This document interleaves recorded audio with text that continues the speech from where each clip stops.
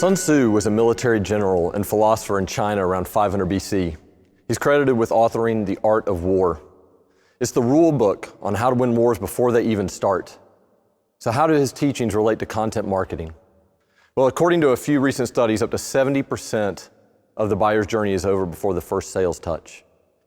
That's kind of like boarding a plane in New York and flying to the Rocky Mountains before deciding whether you want to land in Palm Springs or Portland.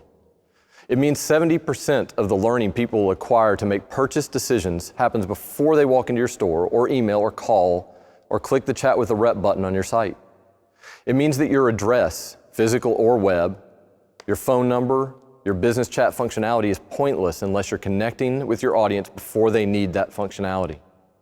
It means you have to win the first 70% of the journey. You have to win the war before it starts. So how do you do that? Content marketing. Your content in the channels in which your audience already lives, rather than expecting them to find you on your own channels. People make up their minds by engaging with valuable content supplied by search or peers, whether physical word of mouth or digital, via blogs, Twitter, Facebook, Pinterest, Instagram, or other. According to Google, the average consumer touches more than 10 pieces of content during the research process. So if Sun Tzu had been a marketer instead of a military general, he would have been a content marketing strategist. And he would have said something like this: those skilled in content planning engage audiences without obstacle. They conquer by strategy. And know your audience.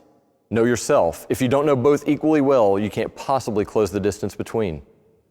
Putting these ideals into practice creates content that accomplishes business goals, like the Vitamin T UX interactive infographic. Vitamin T is a talent acquisition agency specializing in placing creative professionals, and they wanted to connect with user experience designers looking for jobs or companies in need of UX professionals. Now, we know that UX professionals are a particularly finicky group, and if Vitamin T didn't communicate in UXers' language, supported by an impeccable experience, the message would fall flat. So one asset we created was an interactive infographic, where evidence of the power of UX design was brought to life through metaphors in motion. A fifth bird lands on a branch, activating a saw that releases an 85-pound weight, which lowers a speed bump so a car can continue on its journey.